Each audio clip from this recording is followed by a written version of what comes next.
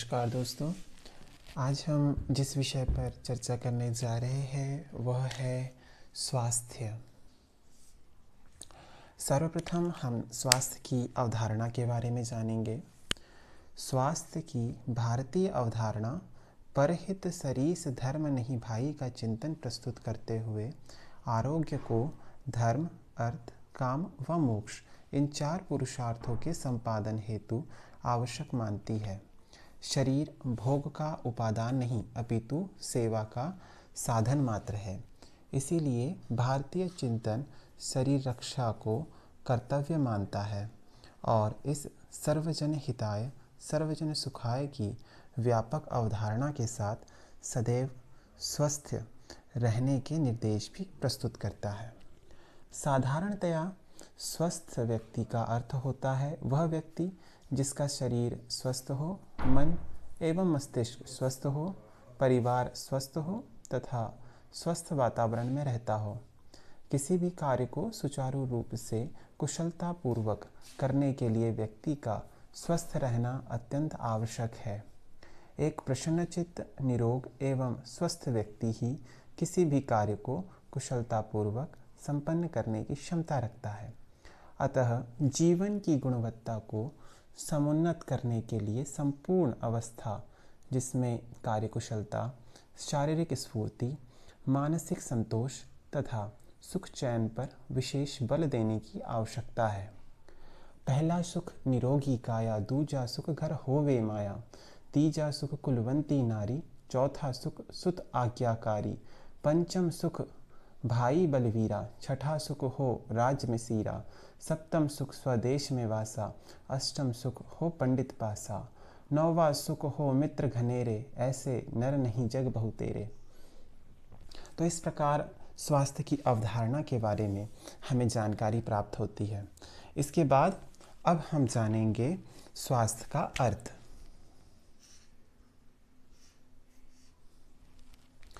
शब्दकोश में स्वास्थ्य को बीमारियों से मुक्ति, स्वस्थ शरीर में स्वस्थ मन वाली अवस्था या उस अवस्था जैसी व्याख्यातित किया गया है जिसमें शरीर व मन अपने अपने कार्य निर्विघ्न रूप से करते हैं। संपूर्ण स्वास्थ्य वह अवस्था है जो कि मनुष्य को अपना जीवन हर तरह भरपूर ढंग से जीने के योग्य बनाती है। स्वास्थ्य वह शारीरिक योग्यता है जो कि शरीर को लगातार बदलते हालातों के अनुसार ढालने के योग्य बनाती है और जिसका उपयोग शरीर को ताकत देने, अधिक सक्रिय बनाने एवं इसमें थकावट का मुकाबला करने की सक्षमता विकसित करने के लिए किया जाता है। स्वास्थ्य शब्द का निर्माण स्वस्थ संज्ञा रूपी शब्द से हुआ है और स्वस्थ शब्द दो शब्दों स्व और थ से मिलकर बना है जिसका अर्थ है शरीर का अपनी प्राकृत अवस्था में स्थित होना। जब हमारे शरीर के विभिन्न अवयव अपनी प्राकृत अवस्था में स्थित होकर शरीर की क्रियाएं यंत्रवत समन्वय रूप में चलाते हैं तब यह स्वस्थ होते हैं। व्याकरण की दृष्टि से स्वस्थ शब्द स्था धातु से बना है अर्थात स्वधन स्था धन कह प्रत्यय लगाकर स्वस्थ शब्द बनता है। स्वस्था प्रकृतौ तिष्ठति अर्थात जो अपने में स्थित हो या जो प्राकृत अवस्था में स्थित हो वही स्वस्थ है। जिसे काम के कारण किसी प्रकार से कोई पीड़ा ना हो, श्रम से जो ना उकताए, मन में काम करने के प्रति उत्साह बना रहे, मन प्रसन्न रहे और मुख पर आशा की झलक हो, इन सब गुणों से युक्त पुरुष ही स्वस्थ कहलाता है। अब हम स्वास्थ्य की परिभाषा के बारे में जानेंगे। आयुर्वेदाचार्य सुश्रुत जी के अनुसार समदोषः समाग्निश्च समधातु मलक्रिया प्रसन्न आत्मेन्द्रिय मनः स्वस्थ इत्यभिधीयते अर्थात जिस व्यक्ति के तीनों दोष वात, पित्त, कफ समावस्था में हो, जठर अग्नि तथा शेष अग्नियां सम हो, सातों धातुएं रस, रक्त, मांस, मेद, अस्थि, मज्जा तथा शुक्र समावस्था में हो, तीनों मल, श्वेद, पुरीश, मूत्र समावस्था में हो और जिसकी आत्मा, इंद्रिया तथा मन प्रसन्न हो, शरीर के समन्वय की इस अवस्था को स्वास्थ्य कहते हैं। दूसरे शब्दों में स्वास्थ्य को शाब्दिक अर्थ के तौर पर भिन्न भिन्न तरीके से परिभाषित किया गया है। शरीर की वह स्थिति जिसमें वात, पित्त आदि शारीरिक दोष, सत, रज, तम आदि मानसिक दोष, रस, रक्त, मांस आदि धातुएं, जठराग्नि, रसाग्नि, रक्ताग्नि, मांसाग्नि आदि विभिन्न अग्नियां तथा पुरीश, मूत्र, स्वेद इत्यादि मल सम व अपने अपने स्थान पर प्राकृत अवस्था में रहकर समन्वय एवं सुचारू रूप से अपना अपना कार्य शरीर कल्याण हेतु संपादित करते हैं तथा परिणाम स्वरूप मन, इंद्रिया व आत्मा को प्रसन्नचित्त व सुखानुभूति प्रदान करते हैं। शरीर की ऐसी स्थिति को स्वास्थ्य कहते हैं। महाभारत में शांति पर्व में कहा गया है, सत्य, रज, तम ये 3 मानसिक गुण हैं और इन तीनों गुणों का सम अवस्था में रहना मानसिक स्वास्थ्य का लक्षण है। इसी प्रकार विश्व स्वास्थ्य संगठन ने स्वास्थ्य की परिभाषा बताई है। Health is defined as a state of complete physical, mental and social well-being and not merely the absence of any disease or infirmity। अर्थात जो व्यक्ति शारीरिक, मानसिक, सामाजिक रूप से स्वस्थ हो उसी को स्वस्थ कह सकते हैं। केवल रोगों का अनुपस्थित होना ही स्वास्थ्य नहीं, व्यक्ति उपयुक्त रूप से भी स्वस्थ होना चाहिए। जैसे अर्थात शारीरिक, मानसिक, बौद्धिक, सामाजिक, आध्यात्मिक रूप से स्वस्थ होना ही संपूर्ण स्वास्थ्य कहलाता है। इसके साथ साथ भिन्न भिन्न ग्रंथों में स्वास्थ्य की परिभाषाएं बताई गई है। सर्वप्रथम ऑक्सफोर्ड डिक्शनरी के द्वारा जो बताई गई है उसमें है, स्वास्थ्य से अभिप्राय है शरीर व मन की निरोगता। यह वह स्थिति है जिससे शरीर व मन के कार्य पूर्ण व प्रभावशाली ढंग से पूर्णता को प्राप्त होते हैं। इसी प्रकार एक लेखक ने बताया है, स्वास्थ्य वह मानसिक व शारीरिक स्थिति है जिसमें व्यक्ति अपने शारीरिक अंगों के माध्यम से अपने पर्यावरण में अच्छी तरह ढलकर अच्छा काम कर सकता है। स्वास्थ्य वह अवस्था है जिसमें व्यक्ति अपने बौद्धिक, भावनात्मक व शारीरिक स्रोतों को नित्य के जीवन हेतु बहुत अच्छे ढंग से जीने के लिए उत्तम तरीके से बरतता है।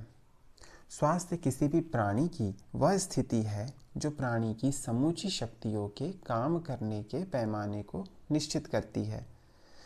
यह जिंदगी की गुणवत्ता है जो व्यक्ति को अधिक से अधिक जीने और बढ़िया काम करने की सामर्थ्य प्रदान करती है। इसके उपरांत अब हम स्वास्थ्य का उद्देश्य जानेंगे। स्वास्थ्य मनुष्य की अमूल्य निधि होने के कारण प्रत्येक मनुष्य इसके महत्व से परिचित है तथा वह दैनिक जीवन में स्वस्थ रहना चाहता है। स्वस्थ व्यक्ति ही जीवन का आनंद उठा सकता है तथा जीवन में बहुपक्षीय सफलता अर्जित कर सकता है। स्वस्थ व्यक्ति जीवन के सभी कार्य अच्छी प्रकार तथा शीघ्र ही कर सकता है। शारीरिक रूप से स्वस्थ व्यक्ति मानसिक, सामाजिक, पारिवारिक, बौद्धिक आदि रूप से भी स्वस्थ रह सकता है। एक विद्यार्थी को स्वस्थ विषय के अंतर्गत रुचि उत्पन्न करने के लिए इसके उद्देश्य के प्रति सजगता लाना आवश्यक है। चतुष्टय पुरुषार्थ की पूर्ति ही स्वास्थ्य का उद्देश्य है। धर्म, अर्थ, काम, मोक्षाणाम आरोग्यम मूल्यमुत्तमम। अर्थात मनुष्य को संसार में जीवन यापन करते हुए जीवन के 4 उद्देश्यों की पूर्ति करनी होती है, जिसके लिए आरोग्य मूलभूत आवश्यकता है। स्वस्थ व्यक्ति ही अपने कर्तव्य रूपी धर्मों को, काम रूपी इंद्रियों के विषय भोगों को, अर्थोपार्जन तथा मोक्ष की प्राप्ति के उद्देश्य की पूर्ति कर सकता है। अस्वस्थ व रुग्ण व्यक्ति न तो परिवार के प्रति धर्म निभा सकता है, न समाज व राष्ट्र के प्रति।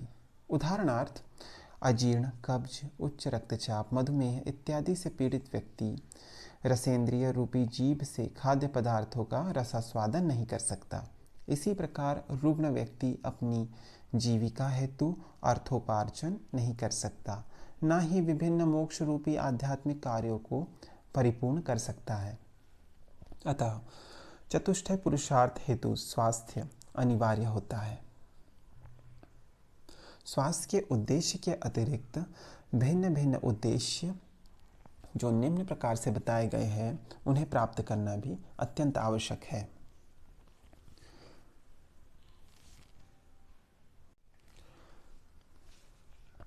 पहला, शारीरिक, मानसिक, भावनात्मक, बौद्धिक स्वास्थ्य के संरक्षण व संवर्धन हेतु। दूसरा, स्वस्थ समाज के निर्माण हेतु। तीसरा, स्वस्थ राष्ट्र के निर्माण हेतु। चौथा, सांसारिक विषय भोग करते हुए जीवन का आनंद उठाने हेतु। पांचवा, जीवन में बहुपक्षीय सफलता अर्जित करने हेतु। छठवां, दैनिक कार्यों में कार्यकुशलता बनाए रखने हेतु। सातवां, व्यावसायिक कार्यकुशलता हेतु। आठवां, विद्यार्थी व अध्यापकीय स्तर पर पठन पाठन की कार्यकुशलता हेतु। नौवां, रोगों के प्रति प्रतिरोधात्मक शक्ति विकसित करने हेतु। 10वां, अभावजन्य संक्रमण आदि व्याधियों से बचाव हेतु। 11वां, विभिन्न पर्यावरणीय परिवर्तनों के प्रति सहन शक्ति विकसित करने हेतु। 12वां, सांसारिक अन्वेषणाएं जैसे धन प्राप्ति, मान सम्मान आदि की पूर्ति करने हेतु। 13वां, स्वस्थ वंश के निर्माण हेतु। 14वां, जीविका के लिए अर्थोपार्जन हेतु। 15वां, दैविक आपदाओं जैसे बाढ़, भूचाल के प्रति सामर्थ्य उत्पन्न करने हेतु। इसके उपरांत अब हम स्वस्थ पुरुष के लक्षणों के बारे में जानेंगे। स्वास्थ्य के अर्थ को जान लेने के उपरांत हर मनुष्य स्वस्थ व्यक्ति के लक्षणों के प्रति जिज्ञासु हो जाता है, जिससे कि वह योग चिकित्सा के तौर पर पहचान सके कि कोई व्यक्ति स्वस्थ है या अस्वस्थ। वर्णन की दृष्टि से हम स्वास्थ्य को 2 वर्गों में विभाजित कर सकते हैं। प्रथम है स्वास्थ्य के प्रत्यक्ष लक्षण और दूसरा है स्वास्थ्य के अप्रत्यक्ष लक्षण। सर्वप्रथम हम स्वास्थ्य के प्रत्यक्ष लक्षणों के बारे में जानेंगे। पहला, व्यक्ति का शारीरिक वजन उचित हो। शरीर का वजन शरीर की लंबाई के अनुपात में ही होना चाहिए। वजन का सामान्य से कम व अधिक होना दोनों ही अस्वस्थता के लक्षण हैं। अस्थि संस्थान का उचित विकास हुआ हो, जिसके अंतर्गत शरीर की लंबी एवं सीधी अस्थियों में किसी प्रकार का आगे की तरफ या पीछे की तरफ झुकाव नहीं होना चाहिए। विभिन्न अस्थियों के जोड़ ठीक तथा स्वाभाविक अवस्था में होने चाहिए। दांत सुंदर, स्वस्थ तथा मजबूत होने चाहिए। वक्षस्थल समुचित रूप से विकसित हो। तीसरा, स्वस्थ व्यक्ति के शरीर का ढांचा संतुलित व सधा हुआ हो। चौथा, स्वस्थ व्यक्ति की आँखों में स्वाभाविक चमक के साथ प्रभावशाली दृष्टि हो तथा आँखों के नीचे गहरे गड्ढे या काले निशान नहीं होने चाहिए। पांचवा, स्वस्थ व्यक्ति के शरीर को मांसपेशियों के स्तर पर भी सुसंगठित व सुविकसित होना चाहिए एवं शरीर देखने में सुंदर प्रतीत होना चाहिए। स्वस्थ व्यक्ति के बाल चिकने, चमकीले, घने व मुलायम होने चाहिए। उपरोक्त लक्षणों के अतिरिक्त दैनिक जीवन संबंधी अन्य साधारण प्रत्यक्ष लक्षण कुछ इस प्रकार हैं। गहरी नींद आती हो, प्रातः उठने पर तन मन में स्फूर्ति व उत्साह हो, शौच साफ बंधा हुआ और नियमित होता हो, प्राकृतिक भूख लगती हो, पेट छाती से कम हो, सदा यौवन व नवशक्ति की अनुभूति हो तथा चेहरे से कांति झलकती हो। इसके उपरांत हम स्वास्थ्य के अप्रत्यक्ष लक्षणों के बारे में जानेंगे। शरीर के विभिन्न संस्थानों जैसे पाचन संस्थान, परिसंचरण संस्थान, स्नायु संस्थान, श्वसन संस्थान तथा विसर्जन संस्थान आदि उचित व समन्वय रूप से कार्य कर रहे हो। केवल बाहरी रूप से देखने पर लक्षण नहीं जाने जा सकते, लेकिन विभिन्न परीक्षण जैसे खून, मूत्र, पुरीष, थूक एवं शारीरिक क्रियात्मक परीक्षण जैसे एक्सरे, ईसीजी, अल्ट्रासाउंड द्वारा परीक्षण आदि विधियों के द्वारा जाना जा सकता है। दूसरा, स्वस्थ व्यक्ति संवेगात्मक दृष्टि से भी स्वस्थ होना चाहिए। व्यक्ति का व्यवहार व मानसिक स्थिति जैसे उत्तेजना, उद्विग्नता, क्रोध, भय, अवसाद, तनाव आदि मनुष्य को संवेगात्मक दृष्टि से अस्थिर करते हैं। इन सभी नकारात्मक संवेगों को नियंत्रित कर जो मनुष्य विषम परिस्थितियों में मानसिक तौर पर संतुलन बनाए रखता है वही संवेगात्मक दृष्टि से स्वस्थ कहलाता है। उपरोक्त लक्षणों के अतिरिक्त अन्य अप्रत्यक्ष लक्षण निम्न हैं, जैसे दैनिक जीवन के कार्यों में उत्साहित रहता है, मादक व उत्तेजक पदार्थों की चाह ना हो, बिना थके कई घंटे काम करने की क्षमता हो, रचनात्मक कार्यों में लगे रहने की प्रवृत्ति हो, मधुर वाणी हो, सकारात्मक विचार हो, मन, आत्मा व इंद्रियां प्रसन्नचित हो। आयुर्वेद की दृष्टि से स्वस्थ पुरुष के शारीरिक एवं मानसिक दोष, शरीरस्थ धातुएं व अग्नियां अपने अपने स्थान पर सम अवस्था में रहकर समन्वय व सुचारू रूप से कार्य करते हैं। मल उत्पादन व निष्कासन की क्रिया समुचित होती है तथा स्वस्थ व्यक्ति इसके फलस्वरूप मन, इंद्रियों व आत्मा सहित प्रसन्नचित्त रहता है।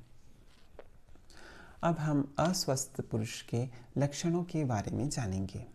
एक अस्वस्थ व्यक्ति को भिन्न भिन्न लक्षणों के आधार पर पहचान कर उसके शरीर को अस्वस्थ शरीर की संज्ञा दी जा सकती है, जैसे किसी भी शारीरिक क्रिया का असामान्य होना, गहरी नींद ना आना, मल पतला व गांठ के रूप में होना, भूख ना लगना, मिर्च मसाले खाने की इच्छा होना, त्वचा से दुर्गंध आना, पेट छाती से बड़ा होना, खाने के बाद भारीपन और भांति भांति की तकलीफ़ें होना, गंजापन रुग्ण शरीर का परिचायक है, नकारात्मक विचारों का होना, विध्वंसात्मक कार्यों में प्रवृत्ति होना, शीघ्र क्रोध आना, चिड़चिड़ापन, आलस्य रहता हो, किसी भी कार्य में मन ना लगना, जल्द थकान हो जाना, किसी भी नशीले पदार्थ का सेवन, चेहरे पर चकत्ते इत्यादि, सिर दर्द आदि आदि कारण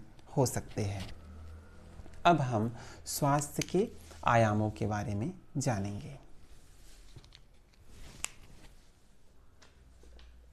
स्वास्थ्य के हमें आयाम भिन्न भिन्न स्वरूप में बतलाए गए हैं, जिसमें शारीरिक, मानसिक, सामाजिक और आध्यात्मिक आयामों की चर्चा की गई है।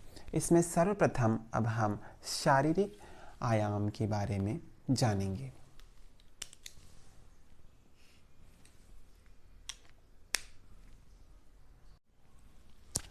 शरीर की प्रत्येक इकाई, प्रत्येक अंग और प्रत्येक तंत्र पूरी क्षमता से काम करते हुए एक दूसरे के काम में परस्पर सहयोग करते हैं तथा पूरे शरीर को साम्य अवस्था में रखने में सहायक हो तो इस स्थिति को शारीरिक स्वास्थ्य कहते हैं। सामान्य रूप से अच्छे शारीरिक स्वास्थ्य की भिन्न भिन्न विशेषताएं हैं, जैसे स्वच्छ त्वचा, चमकदार आँखें, अच्छा भरा चेहरा, काले बाल, हष्टपुष्ट शरीर, लयबद्ध श्वास, समुचित रूप से भूख प्यास का लगना, गहरी नींद आना, सुगठित शरीर, सामान्य भार, लंबाई व मोटाई, मलमूत्र का सम्यक विसर्जन, कोई शारीरिक कष्ट न होना। इसके उपरांत अब हम मानसिक आयाम के बारे में जानेंगे। किसी प्रकार की मानसिक बीमारी का न होना मात्र मानसिक स्वास्थ्य का द्योतक नहीं है। परिस्थितियों से संतुलित सामंजस्य बिठाने हेतु सार्थक एवं उद्देश्यपूर्ण विवेकपूर्ण व्यवहार जो व्यक्ति संपूर्ण व्यक्तित्व को दर्शाता है, अच्छे मानसिक स्वास्थ्य का परिचायक है। जैसे आत्म मूल्यांकन करना, सही व गलत का ज्ञान या सामाजिक विवेक होना, समायोजन शक्ति होना, जीवन के प्रति यथार्थवादी दृष्टिकोण होना, आत्मनियंत्रण होना, सुरक्षा की पर्याप्त भावना होना, खुश रहने की क्षमता होना, समन्वित व्यक्तित्व होना, संवेदनशील होना, कर्मठता, संतुलन व सामंजस्य की भावना होना, दूसरों के प्रति सौहार्द व सद्भाव का भाव होना, स्वयं की वास्तविकता का ज्ञान होना, सह अस्तित्व की भावना होना, दृढ़ निश्चय होना, व्यवहार निपुणता होना, अंतर्निहित शक्तियों का ज्ञान होना, अनुभव से सीखने की क्षमता होना, दूसरे के प्रति आदर श्रद्धा का भाव होना इत्यादि। इसके उपरांत अब हम सामाजिक आयाम के बारे में जानेंगे। व्यक्ति सामाजिक प्राणी है। व्यक्ति परिवार की इकाई है। समाज परिवारों से बनता है, अतः व्यक्ति के अंदर एवं समाज के सदस्यों के बीच परस्पर संबंधों की सीमा एवं गुणवत्ता, व्यक्ति का व्यक्तिक योगदान ही सामाजिक स्वास्थ्य का द्योतक है। सामाजिक रूप से स्वस्थ व्यक्ति की भिन्न भिन्न विशेषताएं होती है, जैसे अपने से बड़ों का सम्मान, दूसरों का मान सम्मान, छोटों को प्यार, भूमिका का सही निष्पादन, पारिवारिक समायोजन, सामाजिक समायोजन, कर्तव्यों का पालन, नेतृत्व की क्षमता, सही दिशा देना, परिस्थितियों से तालमेल बनाना, पारिवारिक दायित्वों का निर्वहन, सामाजिक दायित्वों का निर्वहन, प्रेम, सद्भाव एवं कल्याण का भाव इत्यादि। इसके उपरांत अब हम आध्यात्मिक आयाम के बारे में जानेंगे। परमपिता परमेश्वर की कृति यह मानव है। मानव का शरीर धारण करने का उद्देश्य क्या है, जीवन का अर्थ क्या है, इन प्रश्नों का उत्तर जानकर स्वयं के अस्तित्व की पहचान करना कि मैं कौन हूँ, मेरे अंदर परमात्मा के विशेष अंश आत्मा का वास है, स्वयं को जानते हुए आचरण करना। इसकी भिन्न भिन्न विशेषता है, जैसे ईश्वर की असीम सत्ता पर विश्वास रखना, ईश्वर के द्वारा उत्पन्न सृष्टि प्रकृति पर विश्वास करना, सत्य का पालन करना, अहिंसा का पालन करना, शरीर एवं मन के विचारों की शुद्धि, इंद्रियों पर नियंत्रण, विकारों का नाश, क्लेश, राग, द्वेष से मुक्ति इत्यादि। इस प्रकार यहाँ पर स्वास्थ्य की चर्चा समाप्त होती है। अगले भाग में हम व्याधियों के ऊपर चर्चा करेंगे। धन्यवाद।